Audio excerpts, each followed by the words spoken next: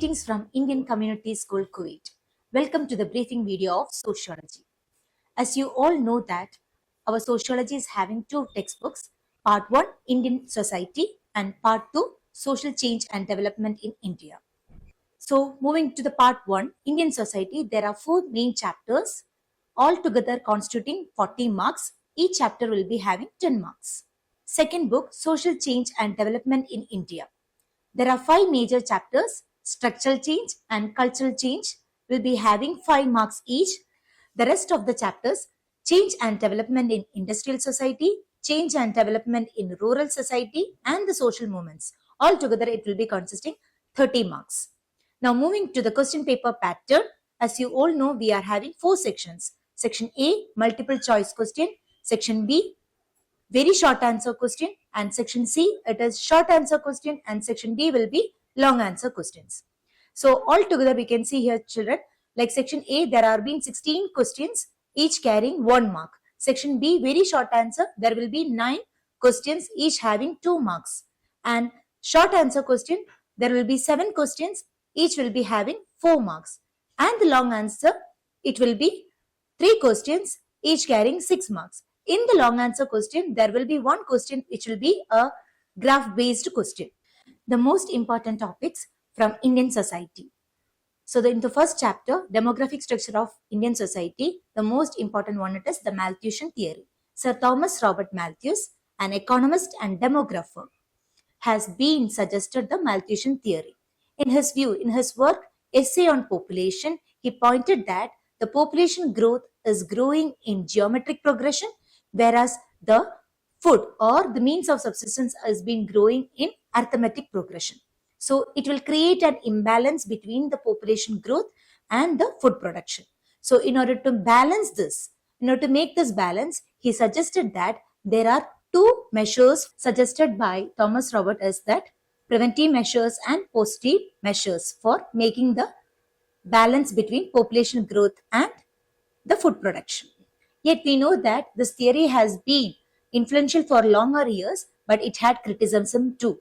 Children, when you're looking onto the criticism, you can see the historical experience in European countries, and the second one regarding the liberal and mass scholars. Okay, unequal distribution of resources. Moving into the next important topic, it is the demographic transition theory. There are 3 stages which mentions about the development of the human stages itself. So the first stage, we can see it mentions about a economically backward and technologically backward society leading to an advanced stage. So in the first stage, we can see that high birth rate, death rate, economically backward and technologically lower. So leading to what? Low growth rate. And the second stage is known as the transitional stage, or it is also called as the population explosion, where the birth rate remained high and death rate declined. It is because of the advancement in the medical facilities.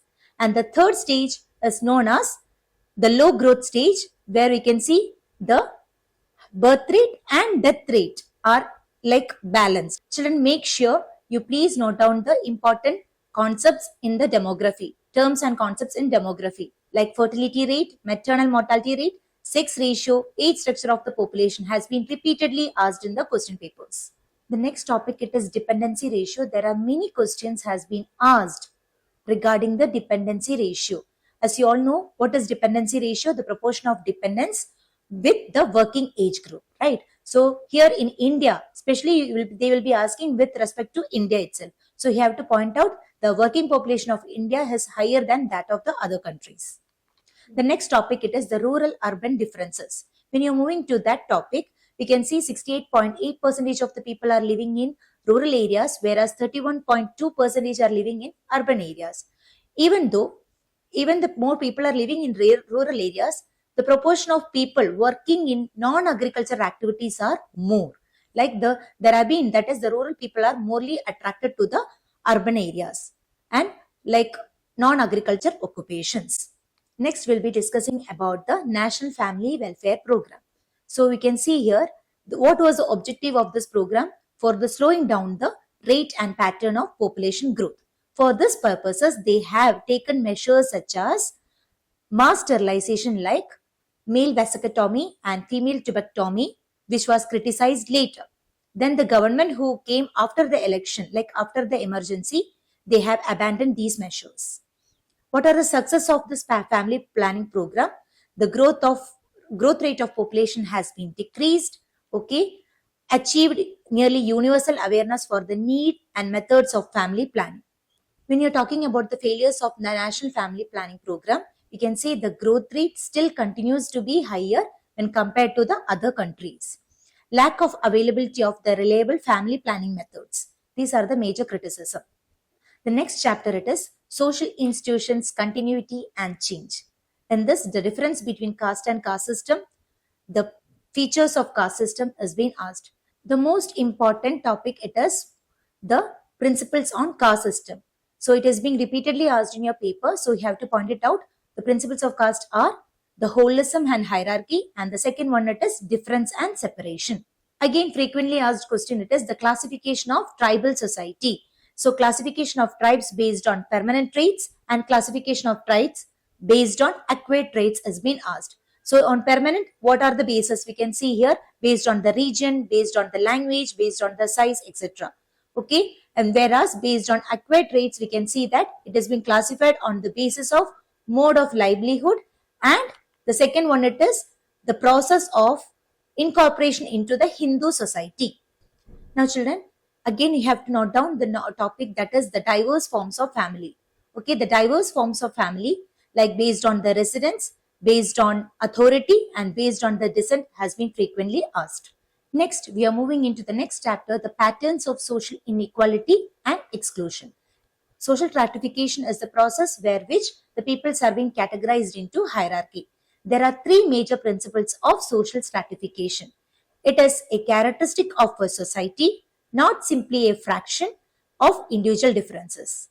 Second, it persists over generations. And the third one it is supported by the patterns of beliefs and ideology. Next is the state and non-state initiatives addressing the caste discrimination. Regarded with the state initiatives, we can see here the reservation of seats in the state and legislatures, reservation of jobs in government services, and reservation of seats in educational institutions. Abolition of Untouchability Act and Scheduled Caste and Scheduled Tribes Atrocities Act. So just please note it down children, you have to point it out these points. Now, the known state initiatives. During the colonial period, efforts were being made by the social reformers like Jyotiba Phule, Periyar, Ambedkar, etc. Okay. Then you have to point it out regarding the political organizations formed. Bahujan Samaj Party in Uttar Pradesh and Dalit Sanghar Samati of Karnataka. These are the non-state initiatives for addressing the caste discrimination.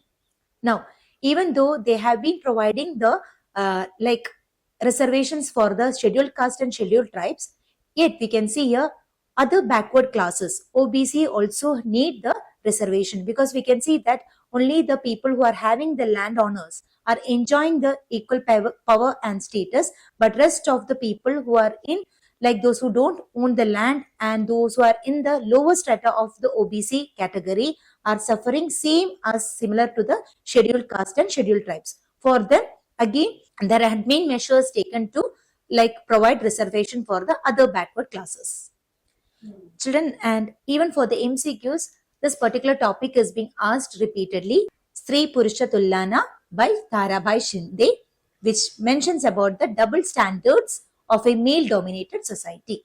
The next is again Begum Rokeya Sakhawat Hussain, okay, who wrote about the Sultana's dream. Just please note down, it will be asked for the MCQs.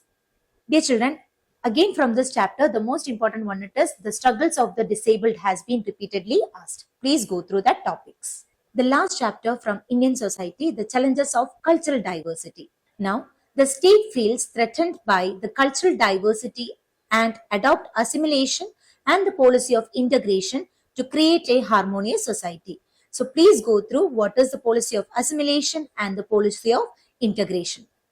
Next, the Western meaning and Indian meaning of secularism. The Western meaning of secularism indicates the separation between the church and the state, the separation of religious and the political authority.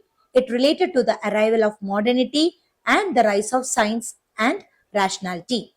Whereas Indian meaning of secularism indicates that the state or a person does not favor any particular religion itself.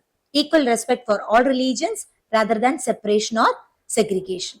We will move on to the next topic, the importance of civil society. What are the issues taken by the civil societies? The tribal struggles for the land rights, devolution in urban governance, campaigns against the rape and violence against the woman, rehabilitation of those displaced by dams and other developmental projects. One of the recent initiatives taken by the civil society was the campaign for Right to Information Act. So children, please go through the benefits of the Right to Information Act 2005. From the book 2, Changes and Development in Rural Society. In this chapter, we'll be looking on to the impact of colonial rule. New land ownership laws were introduced, the economy was strengthened, what crops to be grown was decided by the British, the way of production and distribution of goods were altered by the British, tea plantations were introduced, forest acts changed the life of the pastoralist, Western education was introduced to create Indians who could assist in administration. Old urban centers declined while coastal cities started to emerge. Two structural changes brought about by colonialism, urbanization and industrialization. Then you have to look on to the industrialization has been led to what? Deindustrialization in many Indian cities. Tea plantations. Undemocratic measures were used to get work done by the workers for the benefit of Britishers. We can able to see that the workers were being recruited from various places and infected with strange diseases. From cultural changes chapter, we'll be focusing on the social reform movements in 19th and early 20th century. So just please note down, the social reformers has been placed or worked on the issues such as sati pratha, child marriage, widow remarriage and caste discrimination. Now, we'll be focusing about regarding the three major framework of change in colonial India. So, according to the sociologist Satish Sabharwal, has been pointed that there are three major modern framework of change. That first one is modes of communication, second one forms of organization, and third is the nature of ideas. Now, the most important topic it is Sanskritization and the dominant caste. Sanskritization is a term was given by M.N. Srinivas and also dominant caste was also given by whom? That is M.N. Srinivas itself. So what is Sanskritization, children? As you all know that the lower caste are trying and imitating the rituals as well as the practices of the higher caste. And Sanskrit, there are been in certain cases we can find also de-Sanskritization. Now Sanskritization has been criticized at different levels itself. As you know that children, the dominant caste groups, they were the large landowners and they had the power itself. So they were being referred in different places. The groups are Jats of Punjab, Vokaligas of Karnataka, Marathas of Maharashtra, etc. Now, various land reforms has been introduced after the independence. Abolition of Zamindari system, Tenancy Abolition and Regulation Acts, Sealing Act. Dear children, the most repeated questions in your paper, it is regarding the topic Green Revolution.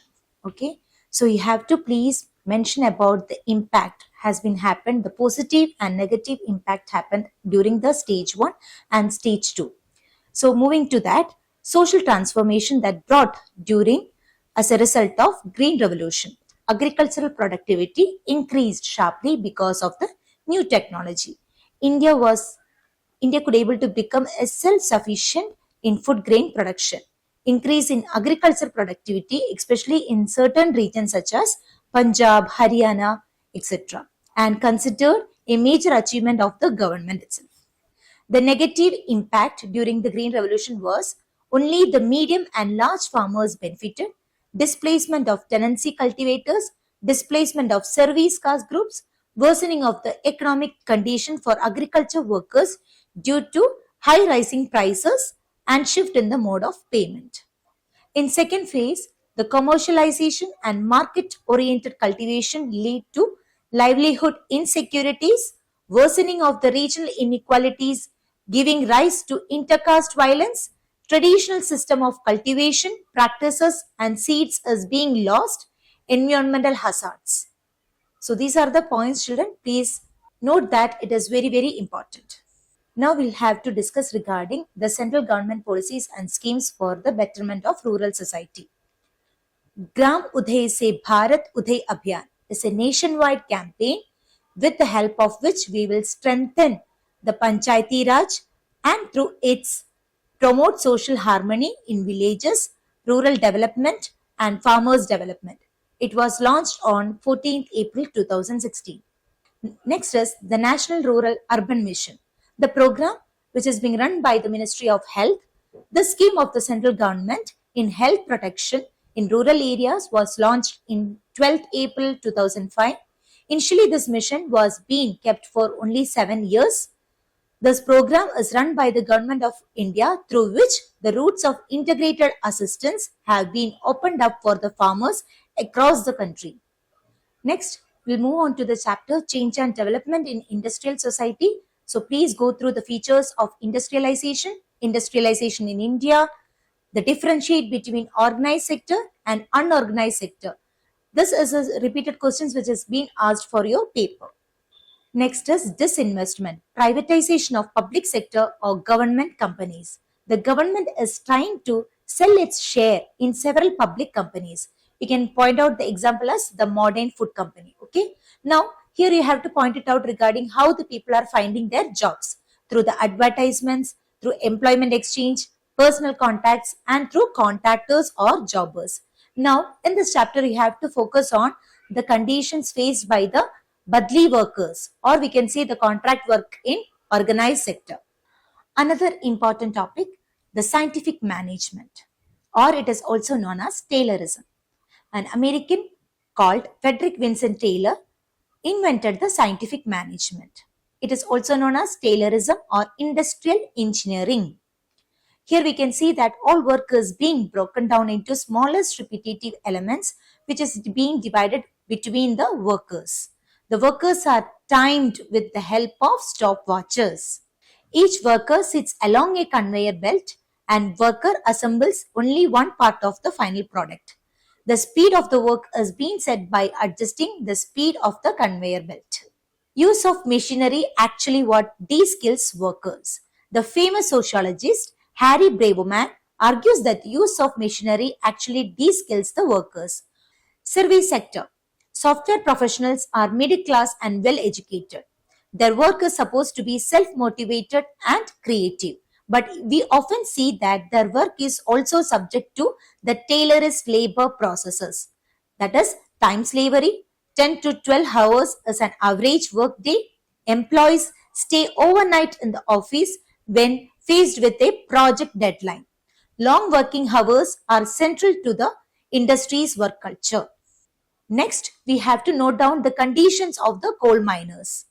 Subcontracting is widespread. Many contractors do not maintain the proper record of the workers who have been working in the mines. They avoid any responsibility for the accidents and benefits.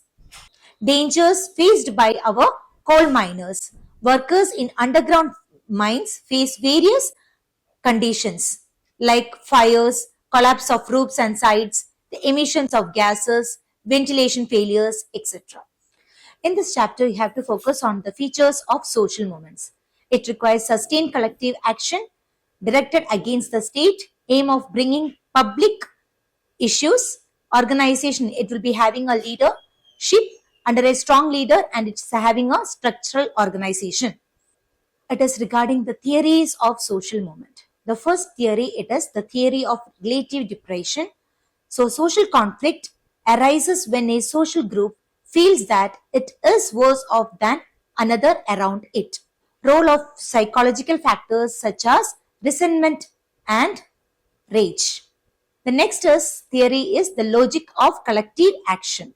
So Manker Oslon's book, The Logic of Collective Collection, argues that a social movement is an aggregation of rational individual actors pursuing their self-interest. So he is pointing that a person he is being like on the social movement may be working because of his or her interest itself. Then the next theory, it is the resource mobilization theory. It depends upon the ability to mobilize the resources or means of different sorts. Now, the most important topic again, it is the types of movements. So here you can see reformist movements, redemptive movement and revolutionary. In reformist movement, we can see that the reformers changed the existing social and political arrangements through gradual and incremental steps. So you can point it about the right to information campaign. Second one, redemptive or transformatory movement. In this movement, that it brings about the personal consciousness and the actions of individual members. People in Irava community in Kerala were led by Narayana Guru to change the social practices. Then the third one, it is revolutionary movement. Revolutionary movements attempt to radically transform social reforms or social relations, often by capturing the state power. So you can point it out regarding the Bolshevik Revolution. Now we'll be moving to the class-based movement. There are two major types of class-based movement, that is peasant movement and the workers movement. So while pointing about the peasant movement, it has taken place pre-colonial days. So you have to point out regarding the Deccan Riots of 1857 against the moneylenders. Bardoli Satyagraha, a non-tax campaign, was a part of the nationwide struggle.